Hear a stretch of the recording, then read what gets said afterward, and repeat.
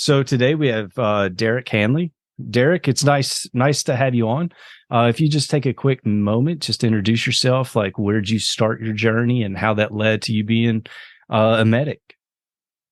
Yeah, thank you, Jonathan, so much for having me on this. Yeah, it's been a long and circuitous route, but I really started all this stuff back in high school, actually. The fire department had a explorer program, they call it, where you can come and do a lot of the training that you need to become a firefighter before you actually turn 18. So I did that, and I was able to get some emergency medical classes, like first responder stuff done, and actually my EMT while I was still in high school. And then you know, had kind of a tumultuous upbringing, and we didn't have that much money. So for me, the quickest ticket out of town was to join the military. And when I went into the recruiter, I was looking to get a firefighter gig, but apparently my vision exceeded the limits of what their tolerances were and stuff. So like, hey, we have this medic position open. So I was like, oh, okay, I'm already an EMT, so let me see what that's about. And then, yeah, joined the Air Force in November 2000 as a aerospace medic.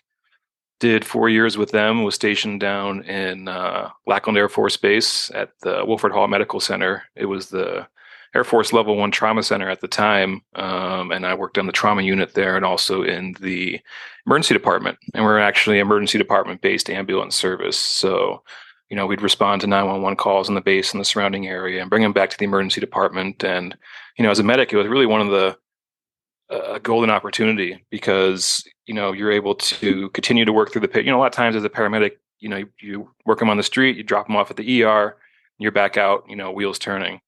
Here we were able to actually be with the trauma team, in the trauma room and keep working with the patient, bring them to the x-rays and the CAT scans and all that stuff and get input from the physicians and the surgeons and really hone your clinical intuition. And Wilford Hall at the time was the flagship of the Air Force Medical Service. So it was really the tip of the spear if you're trying to be an Air Force medic was to be in the ER, Wilford Hall, and I was at that time. So that was a great experience. Got out, worked as a civilian paramedic for a little bit, and then got burnt out, to be honest. Couldn't put the uniform on for a while, so I did trade work, things like that. And then joined the Army National Guard for a brief tour as a combat medic with them, and was able to get a lot of my school done in the post 9/11 GI Bill once that came out, and eventually got to come to California, help a buddy start a video and photography production business. Worked with him for a couple of years, sold that off, started my own, and then that's kind of where the story picks up is around 2020. Riding with the paramedics in Alameda County with my camera, was able to capture basically the whole first year of COVID through the lens of the paramedics who were on the streets every day of the crisis. That's pretty awesome. When you say crisis, like what did that look like? It was a complete upheaval of things as we know it, as far as emergency medical providers, and even in the hospital. I mean, things went completely upended. I mean, the chilling moment was really when we were at one of the hospitals in the ER, and the staff was out there opening up a Connex and started setting up an outbreak tent. And I was like, oh shit, like Yeah. we're at this stage already. Like, oh man. So, we started seeing stuff like that happen. The cover of the book, Photos from the Front Lines, I picked that photo because it's emblematic of so many things that happen. You see an EMT with a mask, you have the paramedic who's got full gown and mask and eye protection. You have, a nurse out there and essentially it's a spacesuit, checking the patient's temperature in the ambulance bay, in between an outbreak tent. Like this is usually where the ambulances are parking to drop off patients. And we have outbreak tents and nurses, and, they even had chest x-rays and a little pharmacy Right. out there in the ambulance bay because of the, they're expecting this huge influx of respiratory cases and stuff. And they don't want to bring, sick people into the ER if they can help it. If they can keep them separated, that might be able to prevent the spread of things. And, so it's just Right. so many things had, this is like ever ballooning, uncertainty, but also just upheaval in how things were done and the risk factors that were being faced. And, as The everyone knows, fear. it was the fear. Yeah. It was Yeah. just, um, it was just a whole sea change that occurred in a very short period of time. And I feel kind of grateful that I was able to be there to document it, because otherwise, a lot of these stories never would have been told. Right. I remember I didn't take COVID very seriously when it like first happened and all that. And I didn't take it seriously, I don't think, until I got it. And I think I was the seventh case in Hawaii. And the Department of Health and all of them were calling like every day. And it scared me to death. I was like, am I going to die? And they're like, we Right. hope not, but Mhm. I was one of those cases where I had it for like 3 days, and after that I was fine. I was back in the gym. But yeah, for some, I lost a friend, Dave, not too long ago, and it was Mhm. just, and then my team leader from Iraq, he passed away abruptly too.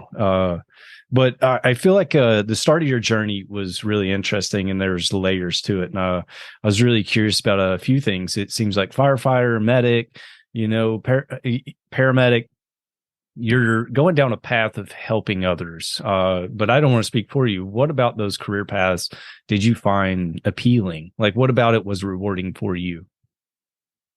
Yeah, when I was growing up, man, since I hit probably teenage years or so, um, I think the kind of the catalyst for a lot of this was my grandmother passed away fairly young from cancer.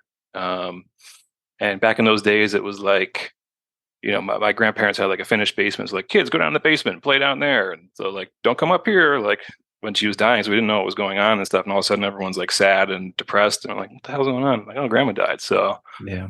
I think, obviously, like our parents, our grandparents, they aren't going to therapy. They're not they're Yeah. not doing the self-care things and the things that we know about now, and stuff. So it's kind of like the suffer in silence thing. So I think my dad and my grandfather really got hit hard with depression after that, and didn't really Hmm. know what to do with it. And so, my dad's solution was to be in the bottom of a bottle, and was just a big drinker, and we would kind of get dark and upset and angry and unpredictable, Yeah.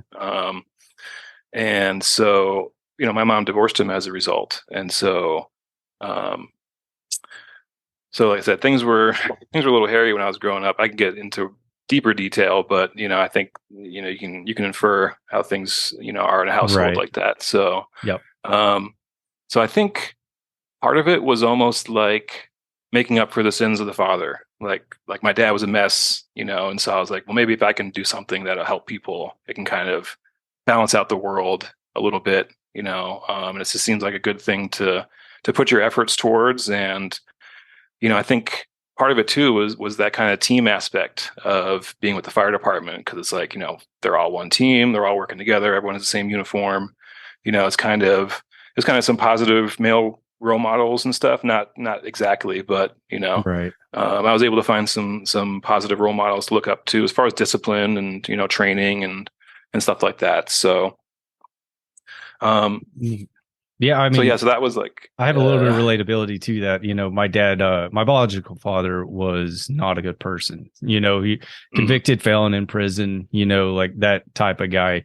And it gave me the example of what I didn't want to be, So I feel like there's multiple paths that a person can take. They either learn behavior and they start, doing it themselves, or we go the opposite end where we're like, we don't want anything to do with that example. Luckily my stepdad was the opposite. He was a police chief. He's a cop. So it's like that was the example of like, oh, so here's an example of someone I could be more like.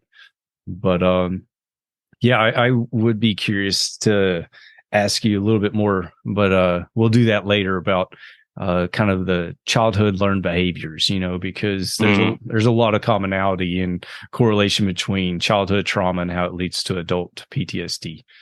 But I was curious about the mental health training that you received when you got in the Air Force. We were kind of in the same time frame ish. I was a little bit earlier than you, but when you were going into medic, did they do a lot of like PTSD training, mental health training? Like, hey, you guys are going to see some traumatic situations, So it's like, do they teach you how to deal with those? Were there resources available, as well as like when you made it into the civilian world? Were there? How was that like? Was it any different? Was it any better? I'm holding back a giant laugh at the moment, Jonathan. Go for it. Don't hold back. Because yeah, and to keep it brief, no. Um, Right. there's like maybe one chapter in the EMT textbook that's like the well-being of the EMT, like Yeah. make sure you're eating well, like make Right. sure you're hydrating and stretching and Right. doing all this stuff. And like, It's oh all yeah, bullshit. like Yeah. find a way to diffuse the stress. Like that's basically was what the chapter boils down to is like figure out how to diffuse your stress. And it's like, oh, okay, cool. But no, there is absolutely none of that. And I think that's improved somewhat as far as training programs are concerned. I know um, when I was teaching EMTs for the last 5 years or so, I was the program director at the Berkeley High EMT program. So we're training high schoolers to, get their EMT certification done by the time they walk out that graduation. So um, by the end of it, I was probably spending about 1/3 of the class time just on mental health, self care, Right. wellness, um, stress management, all the things that I wish someone had taught me when I was going through my program back when I was a kid, that would have at least get me somewhat prepared for the horrors that you're going to be forced to experience in this job. Right. And, it's other than, a soldier in combat, there really is no other higher traumatic exposure occupation than being a paramedic or a first responder. There just isn't. I I agree. saw something that was interesting about, most cops and first responders, will experience, over 700 critical incidents in the course of a 20-year career, whereas the average, civilian will experience maybe two. So really puts in perspective, how much this job can impact someone. But that's, what, Jonathan, even still to this day, I was astounded that there is not this proactive, you know, um, management of mental health. It's all still reactive. There's one. I did some photography work with Campbell Police Department in like Silicon Valley, and they actually have like a someone who works with the department, like a wellness person who's also a trained counselor. So they have basically an in-house counselor Hmm. that schedules appointments with them. And I think proactively reaches out and they're able to decompress and talk to this person. And that was one of the most proactive things that I've seen in first responders. I know there are other programs in fire departments that are instituting stuff, but just based on what I was seeing in Alameda County, I mean, it's all still reactive for the most part, Right. and it's um, It's frustrating. it's frustrating, and they're going Yeah. to start wondering why they're not going to be able to hold people in these positions. I mean, we're on the verge of a crisis when it comes to the emergency services right now. Same thing with the hospital healthcare services. I mean, people are just flocking from this profession at a jaw-dropping rate, Right. and a lot of it has to do with the COVID thing and risking your life and your family's life and all this other stuff. But it's also just the mental aspect, the toll. Yeah. Um, and That. not only that, but people are not they're losing decorum when it comes to first responders and healthcare. Like one of my colleagues was just talking about how she was in the hospital and people were yelling and using expletives at the nurses and stuff like that. And she's like, "You see that happen a lot?" I was like, "Oh my God, are you kidding me?" Like, Yeah. some people, you're their vent at that moment. Yeah. And especially I worked in a children's hospital, especially when people have their children involved and stuff, they can just lose it. Very So, emotional. Yeah. so not only are you doing this difficult job, but you're not being trumpeted for it, not being honored for it, and then being, verbally assaulted doing Yeah. stuff. So people are flocking from this at an astronomical rate. Mental health is, I'm sure, one of the prime drivers. And they're still not waking up to this fact and being proactive. But I also think that's a symptom of for-profit medicine and for-profit ambulance. They don't have they're not going to invest the resources if you're looking at the bottom line. Yeah. I talk to, police officers and nurses quite often. And it seems like mental health Support is through their insurance, which is through their employment. But if they lose their employment, they don't have any of that, So it's like, Mhm. in a sense, they're like conditioned to be quiet. Like if they start making too much noise, like, hey, like I'm having issues, and it's like, oh, well, you don't have a job. And then after that, you're tagged. And then after that, it's hard to Mhm. find employment and you have to relocate and stuff like that. And it's like, man, I just feel like there's a better way to do it. Uh, Earlier, you said you burnt out. What does that look like? And like, what did it feel like? You were just done. I think the best way to describe it is that, there's like the tones that go off in the ambulance station when you get a call and, there's a, emergency call. Yeah. Um, when the tones go off and you go, fuck, that's the time Yeah. to leave the profession. Like that's the signal that you're burnt out. Yeah. Um, you should be glad, you should be grateful to be, in this position to help this people and have all this training and could save someone's life and, make an impact for years. It's like you forget all this stuff. And when the tones go off, you go, fuck, because, what am I going to see next? Like, what am I going to have to deal with next? Like, am I going to have to pronounce someone dead? Is it going to be an injured child? Is it, there's the mind can easily wander when the tones go off as far as what you're going to be facing next. And it was exactly the reason you mentioned, man. I didn't have these tools to be able to see this stuff. And the big example I use of when I realized I was done was every paramedic gets asked the question, what's the worst thing you've ever seen? Which if you're any of your listeners can take note of this, please don't do that. Yeah. And don't ask Because you're someone, a combat vet, if they ever killed anyone. That's right, stupid. exactly. Yeah. So it's like, hey, can you recall, the worst trauma you've ever experienced Right. for Let's my relive entertainment right that. now? Yeah. Like, recall that. Come on. Like, Exactly. It's like, get out of so, here. but I could easily say, I could have easily several examples, but probably the biggest one was when I was back out of the service, working as a civilian paramedic in New York, upstate. There's a tractor trailer that crossed the median going full speed and impacted two cars going the opposite direction at full speed. Mm-hmm. And if you've ever, seen someone stick a firecracker in a beer can and blow it up, that's basically what the car that got impacted looked like. Yeah. Everyone was dead on scene, dead on arrival, and except for the trucker who basically had scratches and bruises, but because of the mechanism, had to be transported to the trauma center and stuff. And his only question, when we got him in the back of the ambulance, was, "How is everyone else in the accident?" It's like, Yeah. how do you answer that? And my students asked, "What did you say?" And then I was just basically redirecting him back to his own thing, like, "Hey, man, we got to make sure that you're okay. Right. Get you to the trauma center, get you checked out, like this and that, because what I don't have in that situation is anyone else. I don't, at the hospital they have the psychologist, they have the chaplain. There's doctors, there's nurses, It's there's not your job.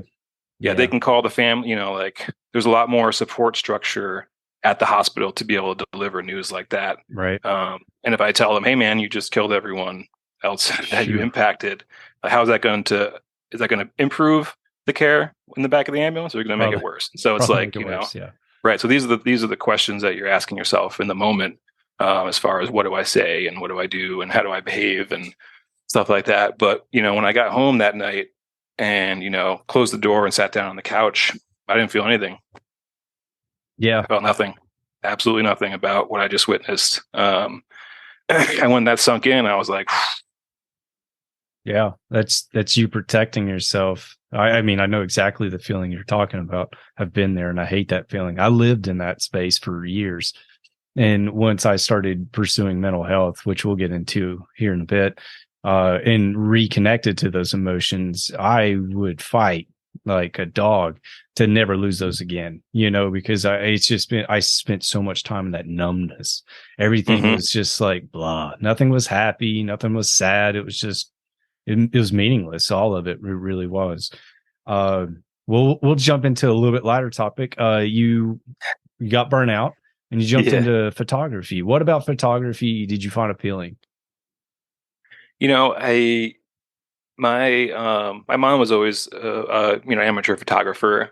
We lived out in the country, kind of an old farm from the 1800s. And so there's a lot of kind of natural beauty around there. Mhm. And, I think that was kind of her, and, who in the house next door to us was my great uncle, her uncle. He was he was in the Marine Corps aerial reconnaissance photography unit in the Pacific Theater in World War II. So he was part of the crew that would, they take the aerial photos, they bring them back, and they would assemble them, and make all the grid lines, and give them to the intel folks so they could see what's happening on these islands and form their battle plans and stuff. And so he always had a camera too, whether it was a still camera or a video camera. Pretty much anytime I saw him, he would show me stuff and teach me basically how to capture the beauty in the mundane. Mhm. And my mom's cousin was also a pro photographer down in New York City, very successful. And so I had a camera growing up, and I always kind of around it as an amateur level. When I was in the Air Force, that was when cameras were getting small enough that they could easily fit in your pocket. Mhm. We didn't have one on every fucking phone that we were walking Right. around with. And so I was like, man, I got this crazy job as a paramedic. Like, I should bring my camera with me and see what kind of stuff I can capture. And I was able to, you got the crazy scenes and things like that. But a lot of it was to just document the medics I was working with, that I served with, because I knew I was getting out. I wasn't going to stay in. I was just doing my 4 years. So just kind of documenting that stuff, but also the crazy aspects. And um, yeah, my buddy, he was getting into photography out in the Bay Area, and asked if I could come out and help him get a business going and get build it up. So I'm self-taught with a lot of the stuff that I've done. I've taken a few kind of documentary film theory classes and things like that when I was going through college, but not much as far as practical hands-on types of things. So I really learned on the job, Nice. on my own when we came out here. And that's how you learn fastest, is just by doing it. And that's what we did. We worked with a lot of professional athletes, things like that. We did a lot of corporate videos because it's the Bay Area. There's all sorts of tech, and they all need media and things like that. So it's a very rich environment. We ended up we did a month on the island nation of Tonga down the South Pacific. Yeah. We got picked up as a crew to do the filming for independent film down there. So just got to do a lot of interesting stuff, and I really learned that the key, or the camera, is a key. It opens doors that ordinarily would be closed to most folks. Most folks don't get access to professional athletes, but as a photographer, you do. Um, so that the access is really one of the biggest things as far as being a photographer, and that's what kind of was the genesis of the book Photos from the Front Lines, was the access I had in my position with Alameda County EMS. And it initially started out that I just wanted to go out and ride along with the crews. This was like January 2020. I got hired at the EMS agency and was doing research for the Children's Hospital and stuff. And I was like, man, I've worked as a medic in Texas and in New York, so let me see what it's like in the Bay Area, because each service area is very unique as far as the geography is concerned and the demographics. I mean, every area is very different, and especially Alameda County. You got Oakland, major city. You also have Livermore and Pleasanton, kind of more rural areas. So you can go from a car accident out in the middle of nowhere to working a shooting in downtown Oakland in the same, Right. the next call. So I was like, let me check it out, see what it's like. And so got out there, got to meet the crews. And, I also wanted to see too, just, how is a medic who's been working in Oakland for 5, 10, 15, 20 years, like what's their secret? How do they do it? How are Mhm. they still standing? And do they still have that compassion within them, or are they totally, walled off? And, from my experience, as a medic, you need to have barriers. You need to have barricades, emotionally, in order to be able to function, right? If you show up and, there's a baby that's not breathing, and you start crying and breaking down, like, hey, who's helping the baby? So it's like, you need to have that ability to temper your emotions and to have that clinical distance, or that emotional armor. And they all definitely have that. I mean, you need to have it. But what I found is, a majority of the time, most of the folks, the compassion is still there underneath all that all those walls and all that armor, which to me was astounding. And I'm imagining that's why these folks are still in it, is because they're able to hold on to that. I think once you lose that and get burnt out, I think that's when, it's time to leave the field. And I think that's when people do. It's, similar to teachers and everything else, about 5 years before people start burning out, leaving the profession, unless they're, like I said, very well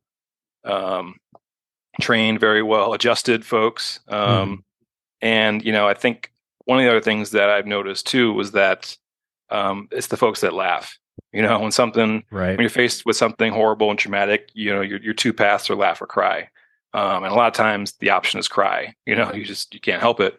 But I think the folks that choose to laugh and find, something funny and something humorous about the crazy, horrible situations that we're found in, I feel like those are the folks that end up lasting the longest, because you have to let some of this stuff roll off your back. You can't take it all so seriously. But I was out there with I was like, hey man, let me bring my camera just to document for the crews, because most people don't know what their husband or their father does as a paramedic, other than the classic answer, oh, you drive the ambulance, right? And that's extremely disrespectful to people who go through years and years of training and have all this pressure, on them to reduce their job to the ambulance driver. But that's what photos can do. They can show this stuff. So I was originally just to really give to the crews to show their family, like, hey, here's what I do on a daily basis. Pretty badass. And so I had my camera out there for that. And then March 2020, everyone knows what happened then. The whole world changed. COVID hit, and the project took on a whole different tenor, because I could have easily, my job was essentially work from home at that time. I could have just holed up and wrote everything out, but I purposely went back out into the field to document this stuff, because like I was saying, these guys and gals were doing some heroic stuff. I mean, bravery comparable to a soldier in combat. So, if not me, who was going to document this stuff? And so, that's kind of the genesis of the book, and the kind of overarching premise is, you get this vignettes into the life of a medic on the streets during this time period that most people normally wouldn't get to see. Yeah. And you use great words like vignettes. I'm gonna have to Google that letter. I wish I had those words in my vocabulary eventually. It's like a porthole. It's like something you look through, Exactly. Yeah. No, I was just praising the great words. It reminded me of my friend Lo. He does those on purpose to me, and I'm like, you get it. But you spoke about ability to distance yourself emotionally from those situations. Looking back on your times where maybe you were in those, like, what did you do? Like, what were some things that helped you emotionally distance yourself, or is it just a mindset? I'm curious. Mm-hmm. It's a mindset, and it's it was explained to me like this, like for me, my emotions are almost like a light switch. They're off, they're on, they're off, they're on. I'm on the job, they're off. I'm in an emergency, they're off. I can go home, I can turn it on. Unfortunately, for me, it seemed like the more I had the switch in the off position, the more it got stuck there. Yep. And the healthier way, I think, would be, someone explained to me, to think of it more like a gas stove. Instead of turning them off, you turn them down in order to be able to focus on the mission, and then you can allow them to dial back up after you're home and you're safe and everything. So for me, it seemed like things just got stuck in the off position, and as a medic, that's actually not a bad thing. You're actually a very effective operator. If your emotions aren't clouding your judgment or getting in the way and things like that. But like I said, once I had that critical incident and I didn't feel anything, that was just it was almost like the chasm looking into the dark. I was like, wow, what does this mean? And my mental health journey essentially started then. And it's been long, and it's been circuitous. And it was actually, I was curious to see how I was going to handle things going back out in the field with the Alameda County crews, because it'd been probably 10 years or so since I've been in the field. I've been teaching and, teaching EMTs and stuff like that, and CPR and whatnot, and keeping my toe in it that way. But as far as being in the field, I was scared. I mean, I was literally scared to, like, am I going to melt down? Am I going to be able to handle it? How am I going to react to these stressors and situations again? And Part of it was I had the distance of being a photographer. Mhm. I have that mission to focus on as far as capturing good images and portraying the crews well. And, I had that stuff to kind of think about. And the camera gives me one layer of distance. And then there's the fact that I'm not responsible for patient care. I'm just a ride along. I'm just a Right. tagger on. I'm still a paramedic. I could help out, and I had to a couple times when it was a real critical case. I had to put the camera down and actually, you know, lay hands on to help the patients. But for the most part, it's the usual crew. It's the two people. They're responsible for the patient care. I'm just kind of hanging out. So I had that other level of distance. But there's also the secondary trauma just from witnessing a lot of this stuff, which Yeah. I think is what was getting me more going back out into the field. And there's a case I can remember where we went on a shooting in downtown Oakland, and we were probably 2 or 3 minutes away from the scene when we got the call. And when we showed up, police and fire were just arriving as well. Usually, police and fire are there before you show up in the ambulance because there's more of Mhm. them than there are boxes on the street. Right. So usually they're the first responders. They're the ones there. They get patients started and stabilized, and you pick them up and go. But everyone was arriving there at the same time. We're coming up, and you can see this nice BMW open with blood-soaked interior, and we're literally following the blood trail Sure. through this apartment complex to the patient's apartment.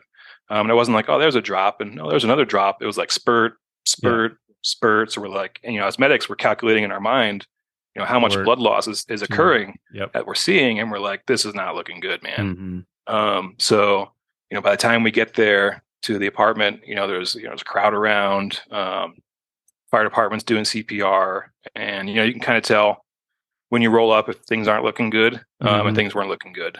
And so the medics are scanning them top to bottom, trying to find the bullet holes, and trying to do what they can to patch things up and stop the bleed. And um, by the time we got there, there wasn't even any blood coming out of the wound anymore from the CPR. I think this cat had bled out that much. So Wow. um, you can see the medics kind of looking at each other like, we got to wrap this up. And you can just what still rings with me is the wife calling out for her husband because the family was there witnessing Yeah. this whole thing.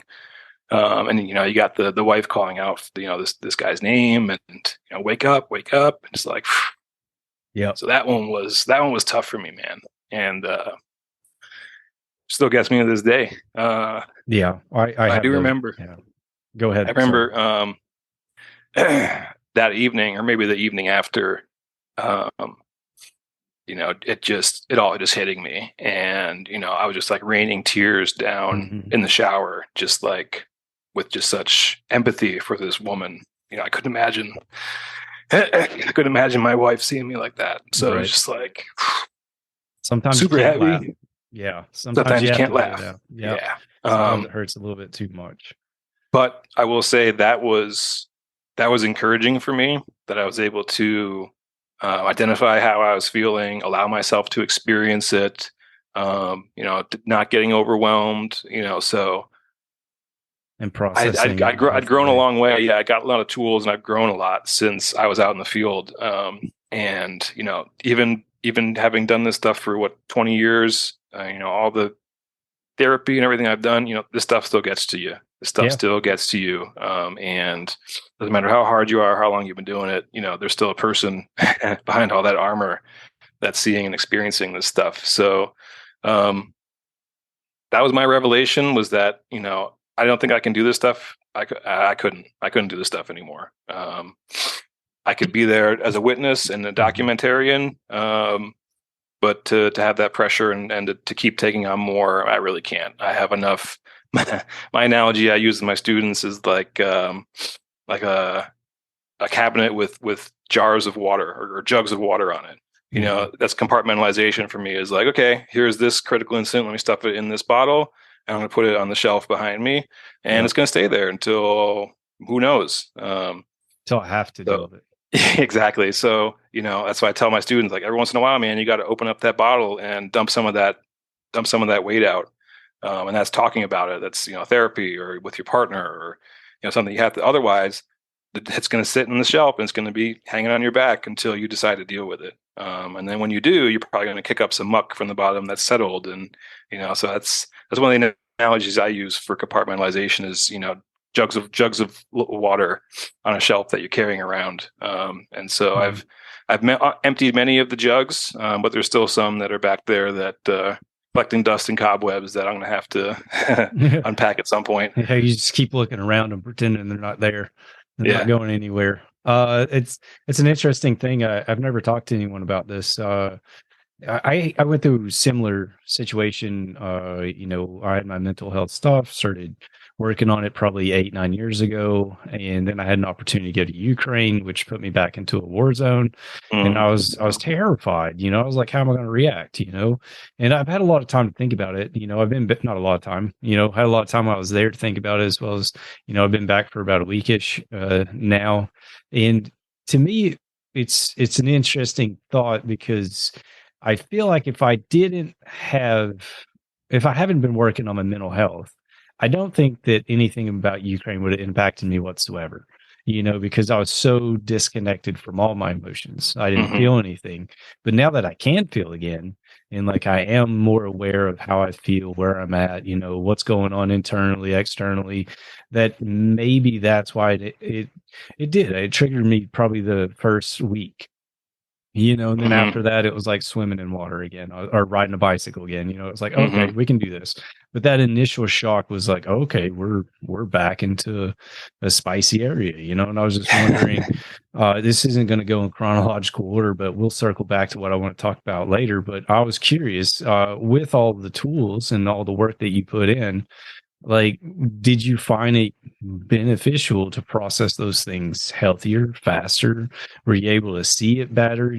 Like, I don't know. I keep circling back to, I wish someone would have taught us more about mental health before I deployed, for the first time, before it became a chronic problem, of me not dealing, which it's not everyone's responsibility. I probably didn't know how to deal with traumatic situations in a healthy way, because I never learned as a child. That wasn't the military's fault. That was my fault for not looking into more information. Maybe my parents, they didn't learn, whatever it was. It's just like, I just wish that this was something that I'd known sooner. That's a rant, but I was just curious. Did you find it helpful that you had these tools presented and available during those tough situations? Sure, but I do want to address the point that I think the military is pretty aware of the effect of combat on the mental health of its members. And by even when we were coming in, man, like, they should have some idea of, that we're going to need to give these guys some sort of resilience tools for what they're going to see should they be out, going down range. So I think there is still a lot of work that the military can do. So I did want to address that real quick, because I think, coming into it, maybe not the best, but they're aware, and they know what tools are needed. And so, come on, guys, we could do a lot better on that front. Could. And nowadays, I talked to some of the younger EOD guys, and they're more into a peacetime mission. So there's not funding for mental health and these types of things. They're not getting this type of training because it's like, oh, we're at peacetime. It's like, yeah, but what about what could be stressful about this job? Yeah, right. But yeah, holy mackerel. But yeah, I will say, I was able to. Well, one of the most probably impactful things that I got was from one of my therapists at the VA. She was fantastic. I mean, just an angel. So smart, so intuitive, and she's the one who helped me really get through a lot of the jugs that were on my back, and lighten that load quite a bit. But one of the most helpful things she gave me was, I don't know if you've seen it. It's called the emotion spectrum. Yep. I have. It's basically like a circular chart, and it's got different colors, and it groups all the emotions into similar categories. And for me, that was like a paradigm shift, because that's one of the things that I think, especially as guys too, is we're not taught how to identify our emotions, nonetheless process them. Like, what emotion am I even feeling right now? Like, what is this that's coming up inside of me? Like, if someone had even given me that, then I could at least say to someone else, like, hey, I'm feeling anxious, or I'm feeling super depressed right now, or however different permutations that those can go. That was one of the biggest game changers. So, just to be able to say, like, holy shit, I feel I feel awful about what I had to witness was huge. Because normally it'd be like, no, I'm fine. No, it was fine. It was a call, whatever. I'm over it. It was yesterday. Like there's that brush it off Yeah. mentality that I was, kind of that's what I was raised with as a medic, because that's all they talked about was, go to the next call, man. Like brush it off or talk about it if you have to, or, go home and work out Yeah. or, go to a baseball game. That's how you relieve your Or drink stress, some right? beer. Like, yeah, exactly. Oh, yeah. Let's not get down that path. But That's what um, I did for years. Drugs and alcohol and women. uh, That's how I I, coped with all the trauma. And oh, it's not yeah. healthy. No, no, no, no. But yeah, I'm with you on the same boat, man. But I think having to, and you know what I will say too is that my wife was really the impetus to really get my shit together, because I was like, I don't want to be this fucking broken person, Yeah. with all these issues that I haven't sorted out and all this this shit on my back. And so I really wanted to get better for her, because she's such a perfect angel to want to have anything to do with a person like me with my history and Yeah. all this other stuff. Like, what a blessing it's been for her to come into my life. So the least I can do is try to unfuck some of the things that have been plaguing me for the years. And that's what really springboarded me into doing a lot of these things. And I've tried, one of the things you talk about, the numbness, man. I've tried the antidepressants and stuff, and Hmm. the robotic numbness that I get from those, I'd rather feel depressed. I'd rather feel down and anxious, and I'd rather feel anything other than nothing. Yeah. That's like, to me, those are some of the darkest days, are those days of just nothingness. Yeah. Because it's almost like you're not even living life. You're just like a ghost walking Surviving. through it. Yeah. Yeah, You're just like waiting just to die. there's no ups, no downs, nothing. Yeah. So, I've tried all sorts of those things. I've tried some of the things that have been beneficial. One was I've never heard of neurofeedback. Um, they actually put electrodes on your head, and they're monitoring your Hmm. brain waves, and it's kind of showing you the kind of state that your brain waves are at. And so they can say, okay, let's try some relaxation exercises, and you can try and actually see the changes in your brain waves and go, oh, it's like something about Yeah. a visual impact that your brain can associate with, oh, if I do that, then it'll produce this. Hmm. So that was actually something that I found that was kind of interesting. I didn't do it much. I would like to try more of it at some point if I find someone who's a practitioner. But that was something that I found was interesting. Like, oh, like I know how to chill out my mind. And when you see that feedback, you go, oh, that's what I need to do. So that was helpful. I've Nice. also Have you heard of RTMS, the transcranial magnetic stimulation? I I believe we briefly talked about that last time, but no, I don't know enough about it to talk about it. Yeah, it's one of the kind of newer things that's out there. They put basically a big magnet over a certain area of your brain, and depending on how they pulse the magnet, can either accelerate or decelerate functioning within that area of the brain. And so they basically put it over an area that's chronically under, I'll say utilized, but under Mhm. fired essentially, in folks with depression, anxiety, post traumatic stress, and whatnot. And try to essentially like jump starting a car. Like you're trying to get the engine to kick back on in that area, so that you can start to experience positive emotion and make connections with people, and do those things that are kind of lacking because of this area that's not lighting up as much as it should in most folks. So um, I had a breakthrough with that. I've done two courses of that. And Mhm. a course is basically, you go in for 15, 20 minutes a session, 5 days a week for 6 to 8 weeks, something like that. So it's very intensive. And for me, it was exhausting, just having that those extra firings in my brain. For some reason, I'd just be like smoked afterwards. But probably about 2/3 of the way through that, I had a huge breakthrough in my positive emotions, because for me, it's a very restrictive band. Yeah. I mean, for the most part, I can have basically no limit on the bottom for how low I can go, but there's definitely a ceiling on the top, and that's one of the prime issues that I'm trying to work on at the moment, is trying to expand that range, or, creating the conditions to expand those positive emotions and stuff. So Right.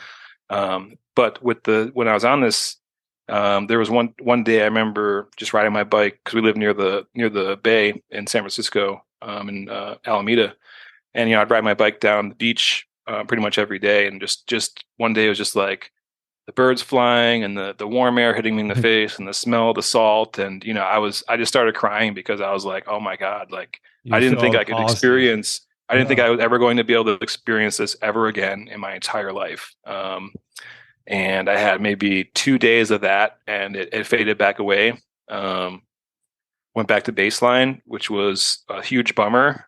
Hmm. But it gave me hope that okay, I can break through that ceiling. It is possible to get beyond where I've been stuck for so long. And I tried another course of that a couple of months later, and had some positive benefits, but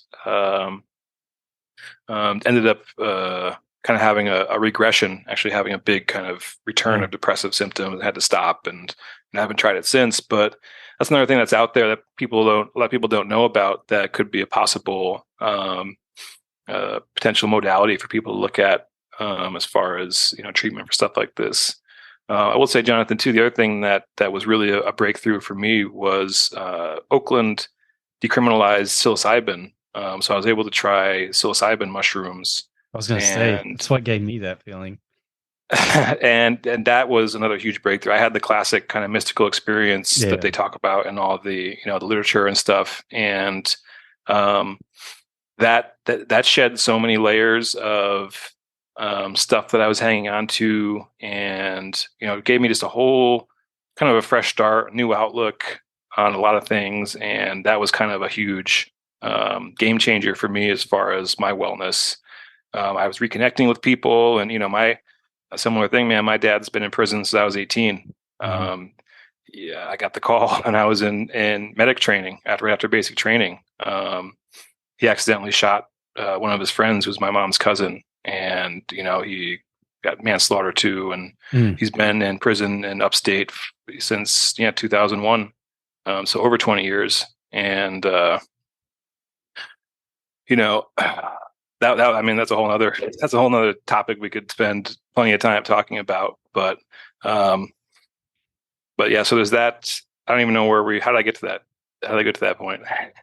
Uh, What were you? talking What about did you just mention? psilocybin, you're Oh, like psilocybin. Oh yeah. So filling yeah, out layers, right. Yeah, yeah, and yeah. So, that's something I was so going to ask you about. Since I got you, yeah. did you notice? I know when I did psilocybin, it was like having a real talk with myself. Because I feel like a lot of times I bullshit myself and be like, I can't work out because of this. Those are minor examples, but Hmm.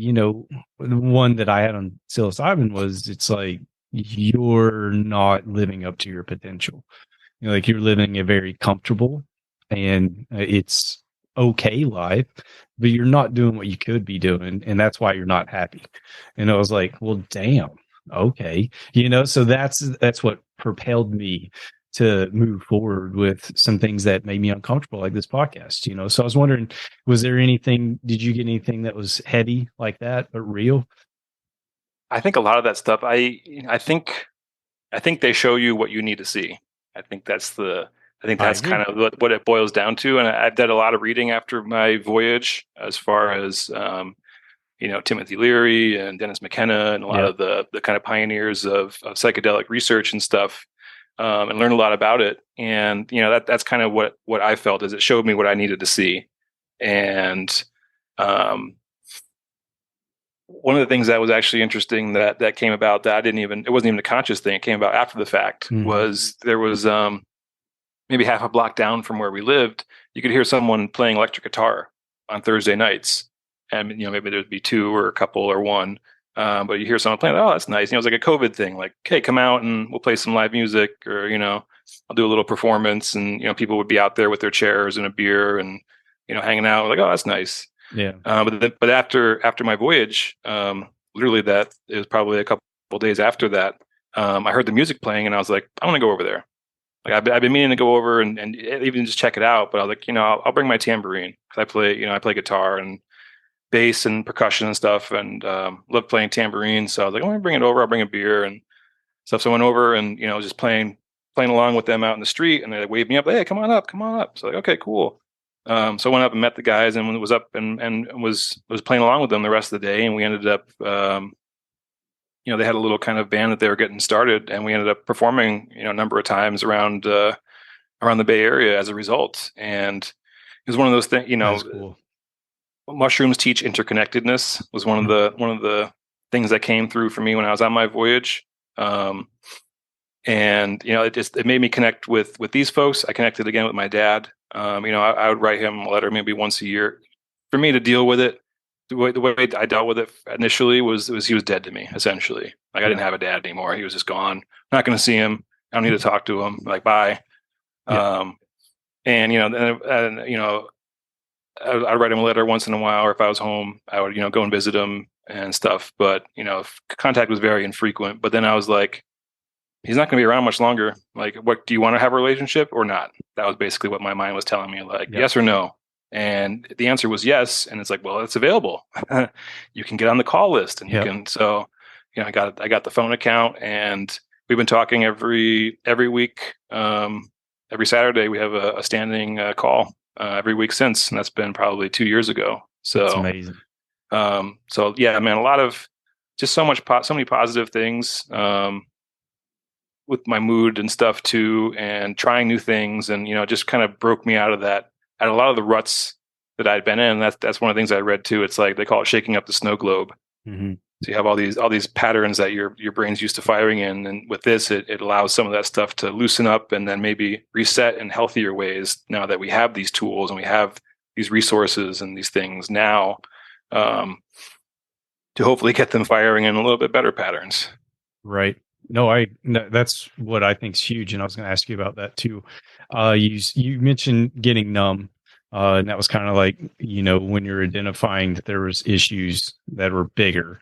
And then you mentioned your wife was the reason that you wanted, because I feel like we all get to that point where there's like, okay, there's something that drives us to want to get better. So what other like negative coping mechanisms were you using? And I'm also curious, like, did you have any unsuccessful attempts of therapy, things you didn't like, or things of that nature? Yeah, it was, like I said, it was a long journey, and one of the folks that actually started it was a major who I served with in the Army National Guard.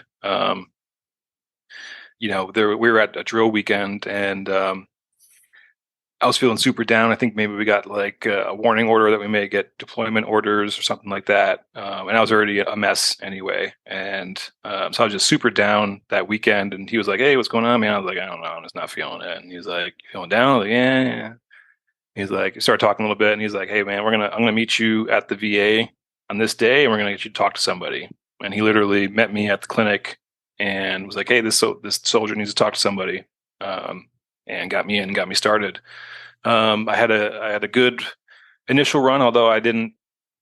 You kind of expect therapy to fix everything when you start it, and that it's gonna be a magic bullet and this and that. Not knowing that's more about gaining tools and perspective and that type of a thing.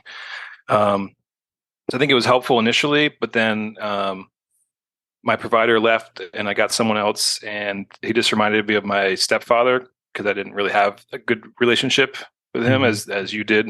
You were kind of fortunate in that respect, because he was kind of a manipulative, narcissist kind of person, and would kind of play my mom against me, and use adult level manipulation tactics on a teenage person, which is just like astounding to me. That's that insane. People do that. So so it was either being with my dad at the party wherever he was partying on the weekend, and crashing at, or it was back with that and my mom. So that's why I was like, "Oh, Air Force, that can get me out of here right now. Like, sick, let's go. Later. Where do I sign?" Yeah. But yeah, it took a lot of starts and stops. Like I said, I tried the medication was a whole ordeal for me, and none of those had any positive benefit to me at all. And like I said, going through that's a lot of time, all those TMS treatments, just to go back to baseline. It's like, it's frustrating that you waste all this time, and you're like, Or, there's been times when like even with the, talking about losing my cat recently, like Mhm. just sinking so low, and it's like, God damn it. Like I thought I was better than this. I thought I had more tools. I thought, like I Yeah. thought I was going to I could keep myself from getting this low, but there's still there's no bottom to the register when it comes to emotions for me. So it's like, okay, I guess we can still go this low. Um, I'm but it's curious, just, what kind of uh, tools help? Like when you get that low, because I do too, and I don't understand it. Like I could just wake up and it's going on, and I'm like, shit, like again today. hmm Like, hmm and then what helps me is I have a routine, yep. and I'm just like, get on it. hmm I don't care if I'm too sad. It's like get off your hmm ass. You're gonna get in the gym, or you're gonna go to the jujitsu. I'm gonna get out there and I want to struggle, because when I struggle, then it reminds me my mental struggles aren't real. hmm It kind of like they go away and I get better. I feel better. But I hmm was curious what works for you. Routine is huge. Yeah. Um, one of the things I do pretty much every morning that I'm able, is I get up and, you know, cannabis has been a huge blessing for me. I'll be honest, over the years, that can get out of hand too. Yeah. But that, and, because I think witnessing my father as an alcoholic, I've always had a good leash on alcohol. I've let it run loose, of course, here and there, but Yep. I've always been able to keep that on a pretty good leash. And same thing with the cannabis, keeping it kind of a medicinal level. But um, I usually start my day with a gratitude list. And Hmm. it's usually the same list, but I spend probably about 15 minutes, um, just, writing each item and then thinking about it, and feeling how, what it's like to have this in my life and what it would be to not have it in my life. Right. And, then kind of say a little prayer. I'm not a religious person. I was raised Catholic until I reached the age of reason. And then, I've been basically agnostic, atheist for the most part, until my psilocybin journey. And then, to me, every religion made sense after that. They're all talking about the same thing. Hmm. And so, to me, I send a prayer out for whatever I'm grateful for. Like I'm grateful for my, beautiful and loving wife, and I pray that we both have long, healthy, happy, prosperous lives together. Sending out an intention in addition to the gratitude. So I probably have about, a dozen, 2 dozen things that I can write down, in the morning, and I'll spend, the first 15 minutes of my day like that, because I find that when you start your day with that intention of viewing up the abundance that you do have, it keeps you from slipping into looking at the negative things that may be going on in your life. Yeah. So starting my day with that kind of attitude of gratitude is huge for me, as far as, the mindset, getting my mindset right. And then I have it's called Brain HQ. It's a brain, training that they train, in visual acuity, memory, set switching. There's a whole bunch of different exercises. It's like a game, but it's designed it's designed by neuroscientists, to train different areas of your brain that you don't normally, engage in. So I have that. That's like my brain exercise, I call it. And then, if I'm really on the ball, I'll get some yoga going in the morning, because that's one of the ways that for me, I can become more present, and not allow my mind to run the show. Um, Another thing that I'll say too, Jonathan, that's been helping recently is my latest therapist. I just moved up to the Portland, Oregon area, in August of last Hmm. year, and my therapist since I've been up here is ACT therapist. Have you heard of ACT? ACT therapy? It sounds really familiar. I'm Yeah, drawing a blank though. Sorry. it's like acceptance and commitment therapy, I think is what it's called. Okay. But acceptance is the main bit, and the acronym is ACT, right? So it's Hmm. accept, choose, take action. That's kind of your shortcut for how to think about going through things. So, one of the pivots in there is presence, and that's talked about in all religious literature, as far as like breath and meditation, and all these things about getting back in control. And there's been some awesome things that I've gotten from this. There's a great book too that I'm reading that my therapist recommended because she's an ex-therapist. Like, read this book. It's called A Liberated Mind by Stephen Hayes, I believe. And one of the things that was like, oh, that's awesome, was to give your mind a name, to remind you that you are not this thing. It is a separate thing from you, the consciousness. Yeah. So I call my mind Brainulo. It's a character from the Venture Brothers animated show. Yeah. And so, like, if I notice my mind starting to run away, be like, okay, thank you, Brainulo. Like, that's enough for now. Like, I'm gonna go ahead and take over, and we're gonna actually focus on this instead. So it's kind of accepting that your mind it does these things, and then choosing to not allow it to run the show, but you, the conscious person, the being, are actually the one in control. And so just naming your mind was one of the things that was like, wow, like, that's awesome. Yeah. Because you are not your mind. You are the consciousness that is aware of the thoughts and the one that's actually driving the boat. So, so little things like that, and it's a cumulative effect. Like, it's a journey. It's not, there's been no one magic bullet. It's just all this stuff compounds to the point where you're like, okay, I'm having a pretty good day today. But a lot of it is the routines. It's staying good on exercise. Yeah. And, like we're talking about when I've been super down lately about, losing my pet, it's almost like the routines fall away because you're feeling down, but then you're feeling down because the routines fall away. I know. And then it's a downward spiral. It's a downward spiral. Yeah. So it's just identifying when you're in that spiral and being like, fuck that. Like, I'm going to get on the gym.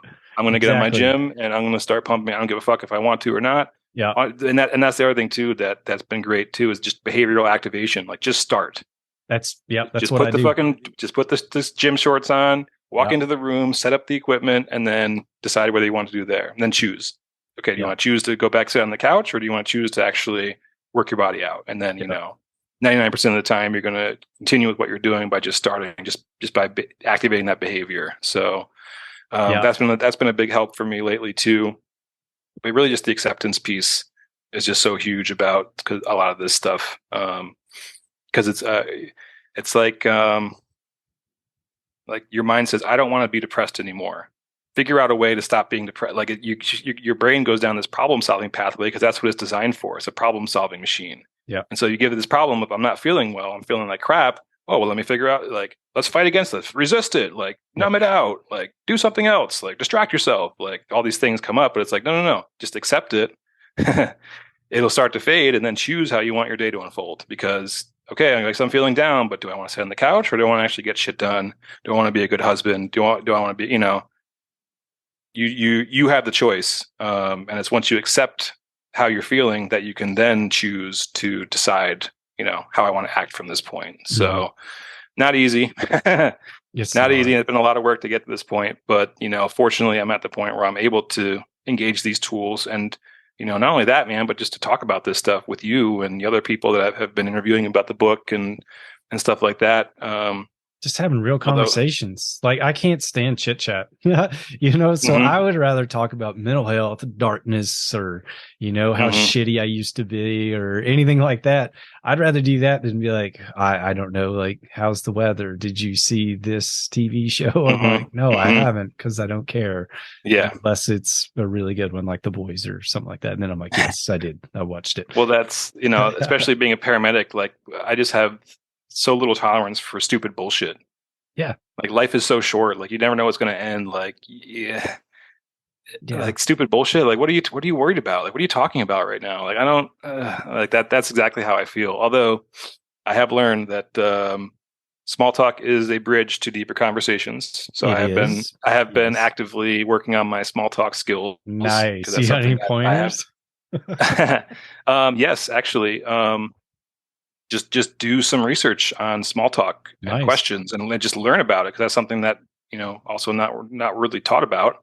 Yeah, that's an important skill if you're trying to be engaging in a social environment. Yeah, with small talk, and a lot of it is just questions. That's all small talk is. If you want to be, people like to talk about themselves, right? So, I mean, you're the perfect example. But you're a podcast host. I've been babbling here for over an hour, just from the questions that you've elicited. So that's all small talk is. It's just trying to learn about somebody else and asking them questions and following that thread. And, just that's that's what you do if you want to, learn what's interesting about somebody. So, Mhm. and just learning some questions that you can ask ahead of time, just kind of having a little list of stuff you can run down. Cause, I don't know about you, but me, I can be socially awkward at times, especially if So bad. in a environment that may be triggering, Or past new traumas or people. things like Yeah. that. New people, yeah, people I don't know, people I don't have anything to associate with, it can be hard. And so Right. having some kind of questions that you've looked at ahead of time that are general that you can ask to most people that'll, listen, some sort of interesting conversation. Just having those in your back pocket is good too. If you don't know, like, hey, what about this? And it can at least start the conversation. Which then, the hardest thing is starting, like anything. Yeah. And once you start a conversation with someone, then you can find something they're interested about and, follow that thread and whatnot. But it's a skill like anything else that, especially if you're something you struggle with, needs to be researched and worked on and you can get better at it. Yeah. A couple things that you mentioned that I wanted to hit on was working out. For me, I have to just go to the gym, like the worst I've ever been, like the down, it's like, okay, I'll just go in there and just go through the motions. I've never started a workout. Well, except for once, started a workout and not like finished it, like there's no going through the motions. Once I get started, I'm like, okay, here we are, and then the other one was weed. I agree with you. Like I enjoy weed, but it's in moderation. It's almost like Right. drinking with me because I notice sometimes it suppresses my emotions, but it doesn't have the negative impacts of alcohol, so I don't wake up feeling super depressed or sad or anything like that. But I don't really partake in anything frequently because I like being sharp and present in the moment.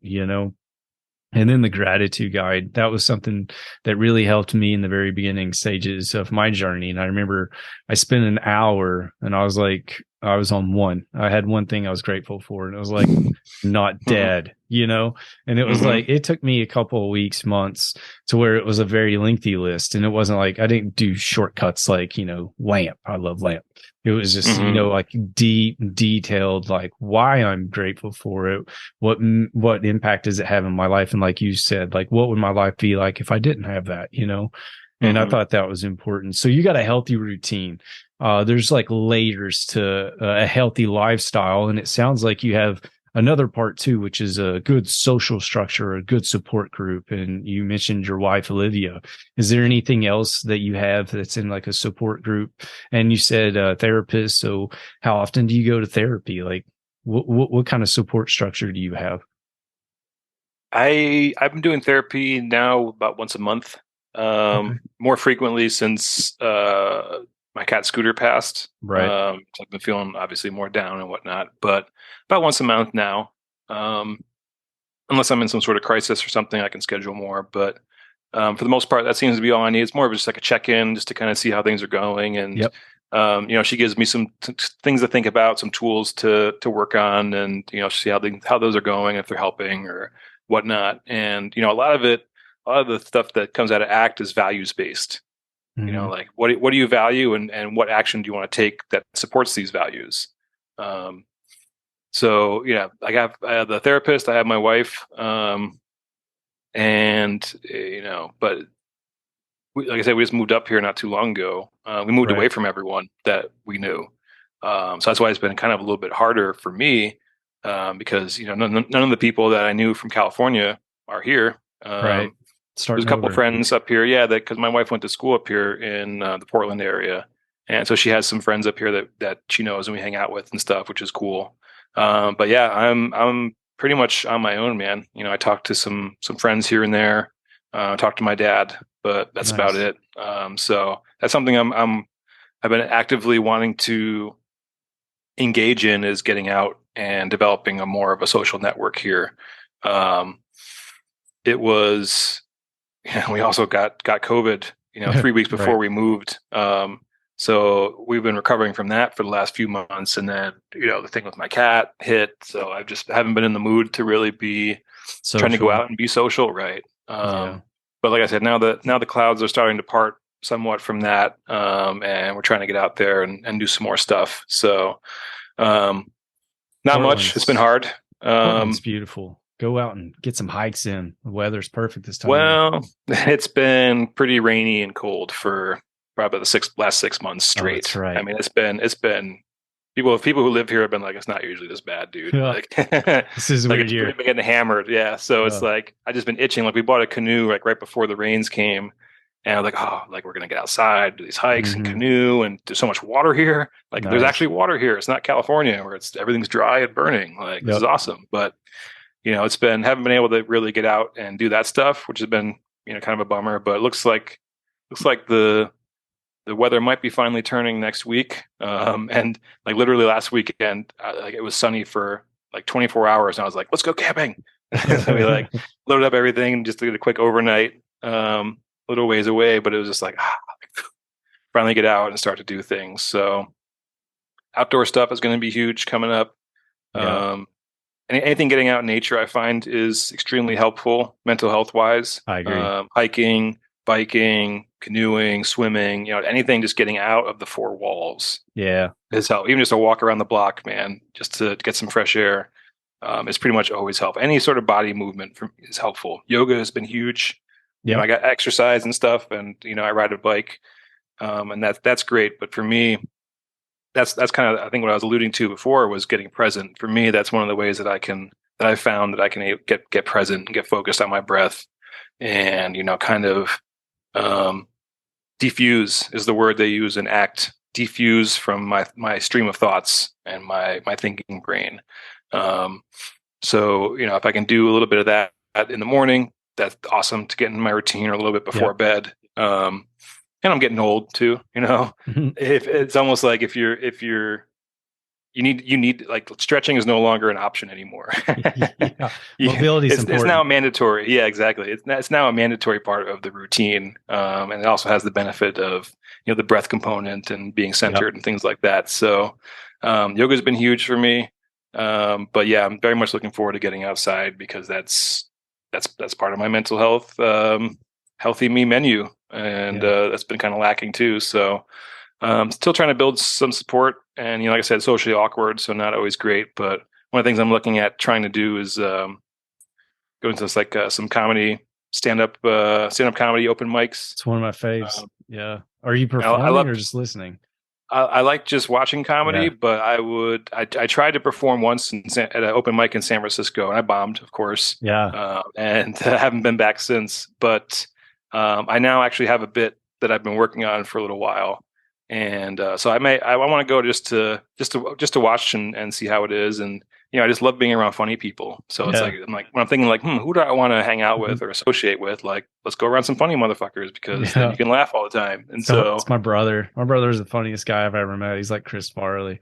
So it's like I'm like what's David Spade? Like I'm the David Spade of the family, the one that's kind of funny, but everybody else is like, that guy's really funny. Yeah. But no, I like that too. Zanies is my jam. Every time I go to Nashville visit family, we always go to Zanies. Okay, nice. Yeah. So yeah, trying to get out, do that stuff a little bit more. And I've been, I take a lot of photos at music shows. I love live music. I'm a musician, so I love seeing it live. And then, when I'm there, I'm like, well, shit, a lot of these acts I like, the psychedelic rock stuff is, most people don't know about them. They're very underheard, underappreciated, underrated and stuff. So it's like, well, if I'm going to go see these guys, I might as well bring my camera, give them some imagery so that they can use to, pump their own status and make themselves more visible and stuff. And that's what it seems I've been doing. When we first started the photography and video stuff, is all about, get the big corporate gigs and the pro athletes and, rad stuff like that. Now I want to use my powers to give a voice to those who are normally voiceless, or give visibility to those who are normally unseen, like the paramedics in the book, or like I said, these musical acts that don't have big budgets, but they're awesome musicians. And, maybe if they had some cool photography they can use for the social media and stuff, it may help, bump their cred or whatever. So, that's what I found I've been gravitating towards lately when it comes to my creative stuff is, who can I give visibility to that could use it? Right. And, I've been just doing stuff like that to try and get out there too. That was my next question, is giving back. That seems to be like the one thing that people finally get to. That's just like, that's what really helps them find that purpose in life again, purposeful living. And that's awesome that you found it. And I was going to ask you, where can we go to check out your books, your photos, like where can we come find more of you? Yeah, just go to dope.net, DOHP.net. Stands for Derek O'Hanley Photography, Publishing, or Production. And it's also kind of anything. You can all go. I'm also social media, Instagram at That's Dope, DOHP. You can find me on there. But yeah, I have sample photography. I have some of my video projects. I've done a lot of it documentary, short films and stuff. And you can find my 2 books up on that area. Or if you're on Amazon, you can get through Amazon, but it's actually cheaper through my website. So get it through there, and it'll also be hand signed by the author. That's awesome. Have you ever tried iRest yoga? I have heard of it, but I have not tried it. I'd recommend it. I was just thinking, you mentioned that you liked yoga, and I was getting ready to wrap it up, but when I first started this whole thing, I knew I had to do something physical to help my mental state. And I started yoga. It was all right. Did hot yoga. It was miserable, but still I like miserable. So it was fun. And then I found iRest yoga because my buddy invited me, and I was like, oh, this is it. Okay. I felt like it's yoga with a bit of meditation toward the end, so it really focuses on breathing, but after you did some stretching. But I don't know. It was just a thought. But on that, is there anything you'd like to touch on before we wrap things up? Man, I wanted to get your take on, if you don't mind, Not at all. what it was like to do your job. One of the things that's hardest for me to express to my students and to other people is just the pressure involved in being a paramedic, and being by yourself in the back of a moving vehicle with a crashing patient, and having to do every single intervention by yourself while you're bumping down the road. I mean, I can say those words, people can nod their head and go but you can't understand the pressure that comes with being locked in the back of that box for 45 minutes with a crashing patient. I mean, you can't unless you're there.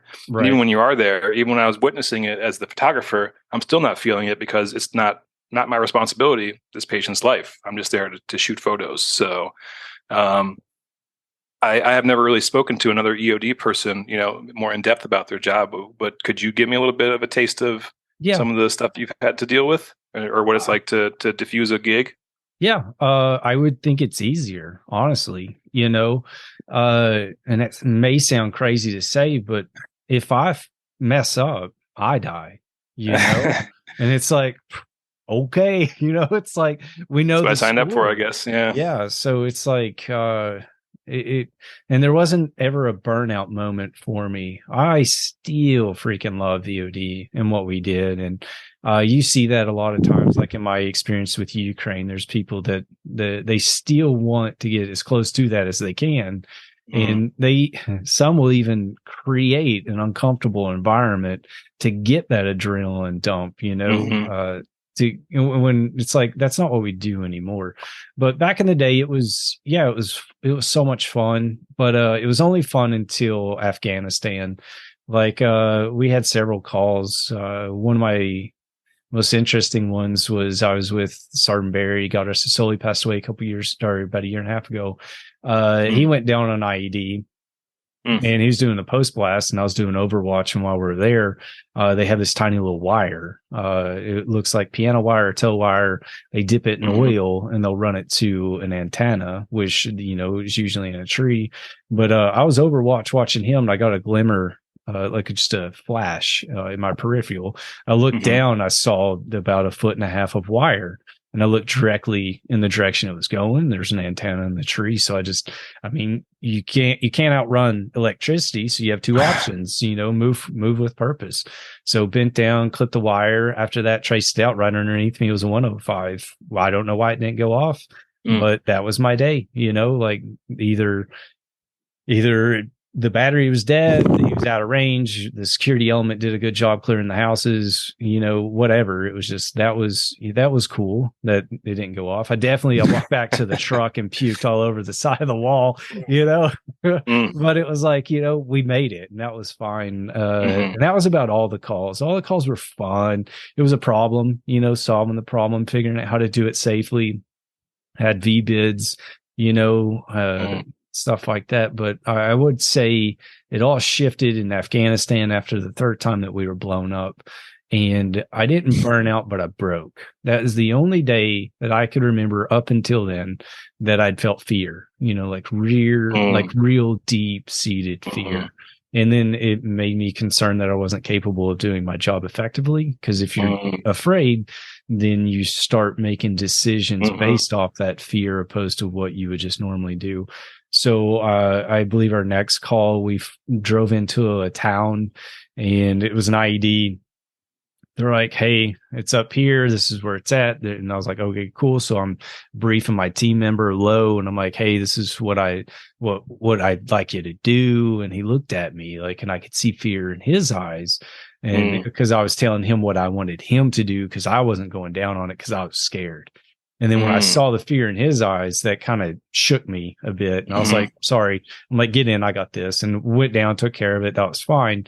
But that's when I was really uncomfortable with my decision making. And I reached out to someone I looked up to, like a father at the time. His name's Travis. And I called him, and I was just like, Travis, I was like, I don't know what to do. I was like, I'm afraid. And he's like, stop being a pussy. And I laughed. I was like, thanks, bro. I was like, that's exactly what I needed, and that was like the kick in the tail that I needed to get me through that deployment. But after that, that's when something happened. Like, you were talking about the light switch on and off, but it was like when it was off, there's certain feelings that were still on, and I couldn't get rid of them. So I guess that was like the only thing that really got to me, which I was kind of fearful of Ukraine. But after getting back over there, I think this conceptuates a few things that we talked about, was the small talk and the little things. When I was over there and I went down to like Odessa, Mykolaiv, and like you'd see some of the like just really hammered areas, and it was like life was simple again. And I was like, why does everything feel normal or easy, or like I enjoyed it, And then I really like kind of broke that down. And it's because they're not living a life there. It's not like us in Kyiv or here in Hawaii or in the United States. It's like they're not living a life, they're surviving. And when you're surviving, you care about the real shit, and that's why I think I really enjoy that environment. It's because everything about it's real.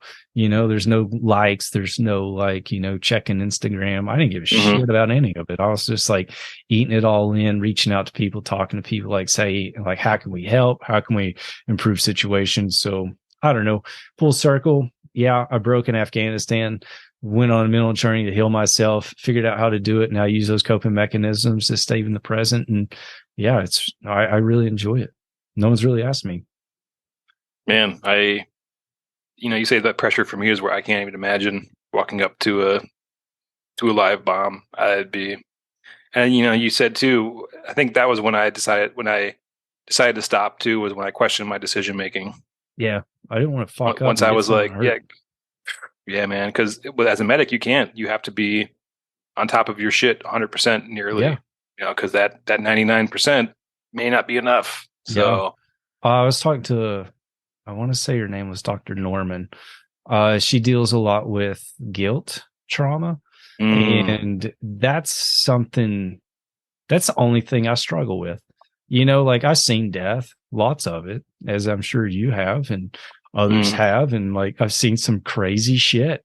None of it bothers me whatsoever. The only thing that bothers me is an incident I had where I was the reason a child lost their life, children, I should say. Don't soften the blow, Jonathan. But, it was like, that is what is my demon. For years, I had this same nightmare where she would just sit there outside my vehicle asking me to help. And I knew I couldn't look at her because if I did, I would see what I did, and it was her. And then she would just start screaming at me like, why'd you do this to me? You know, and that was my dreams Oh for man. years, you know, and it was like, that's why I look at nurses, police officers, and paramedics, and you guys, like, if the level of guilt, you know, like, fuck, I would die 1,000 times before I did that job. I couldn't do it because I know that I either I don't have it in me to separate emotionally from that, or, you know, like, I wouldn't want to be able to deal with thousands of those calls or issues or feeling like maybe I could have done something differently. So yeah, I would disarm all the IEDs in the world if I did your job. Man, I'm sorry to hear that, man. And, you know, fortunately, I don't have the re-experiencing of negative things like you do. Like that's like dreams are the worst because you can't control, you can't shut it off, you can't divert, you can't distract, you're just stuck in the flow. And fortunately for me, anytime I've had dreams, they've been positive dreams for the most part, about just being back on the team, you know, because we were a fucking shit hot team at Wilford Hall, and that trauma team, we could, if you came to us alive, you had a damn good chance of rolling out of there alive. That's awesome. And that's what I miss, is being part of that unit, working together to save a life. Because like you're saying, everything else, all the bullshit strips away. Yeah, you don't when you get that critical case coming in, or, you know, you're out there in the field working up a patient, like, all the bullshit's gone. Yep. You have your mission, you know what you need to do. What you need to do is necessary, and you need to execute. And that pulls you into the present moment, I think. And I think that's what we crave, kind of, from these adrenaline rich jobs, is that they pull you into the present moment. Because if you're not, in your case, you cut the wrong wire, like, holy shit, you know, bad things can happen, or you give the wrong medication, or, you know, or you can go, you know, all the way down the line. So I'm grateful that I haven't had any re-experiencing of the negative stuff. I mean, it comes up, you know, in conscious life, if I'm talking about something, or, you know, you smell a barbecue, you know, the wrong whiff from a barbecue can trigger some gnarly memories. But fortunately, I'm able to use my tools to get back on track and to, you know, put it in its proper place. But yeah, the dreams, I can't imagine. I'm so sorry you had to deal with that, man. I got really good at waking myself up. And then after that, you know, you process it, and all the, I don't know, effort you put into mental health stuff, it really helps that going away. But yeah, I also want to say too, that that's what I've heard from a lot of folks that work with vets, the VA and stuff, is that guilt is one of the number one things that people seek help for. A lot of people don't feel like they deserve to feel better, because if they let it go, then it's like giving up on that person that they hurt, or that person they didn't save, or that person, you know. So that's why guilt sucks. And it's a weird dynamic. But yeah, it goes back to acceptance too. 100%. Which it also brings me to ego. I've been exploring a lot about ego, and I don't mean like our egocentric nature. No, I understand. Like but like the deep ego. I think that's the next thing I'm going to start diving into. Like, I hope people don't get distracted by the name, but like God ego and stuff like that. Like getting to the level where, like, we're seeing things big picture, you know, because then the trivial stuff kind of like bends away. As well as I know that my ego is why a lot of things in my life come back, you know. And that one thing that you were talking about, like naming your brain, you know, I don't name my brain, but I've always just assumed my brain's my ego, which is me. It's as smart as me. It's conniving, you know, and it's always trying to get me to do like the thing that I shouldn't do, you know, you know, and it's always a game, and it's weird. But yeah, I think that's the next thing I'm going to look into, because I think I'm hung up on something there, but I don't know. We'll figure it out. It never stops, you know. And I feel like as long as you're still as someone wants to get better, you can, you know, just get after it. That's why it's a journey. Exactly. Enjoy the journey. Destination, it's just the prize. But awesome. With that, we're going to wrap it up. Is there anything else you want to hit on? I think we hit a pretty good swath. Awesome. I'll shoot you an email, follow up on things. And then after that, once I get the editing and stuff, I have a few in front of you. So it'll probably be maybe a month and a day or two. But the week of your episode coming out, I'll shoot you an email and be like, hey, it's coming out. And that gives us time to get the creatives and stuff like that wrapped up. So yeah. Sweet. Awesome. You have a good day. Thank you so much for chatting. I really enjoyed it. Yeah, good rapping with you, brother. Be well. Oh, you too, brother. Have a good All one. right. Bye now.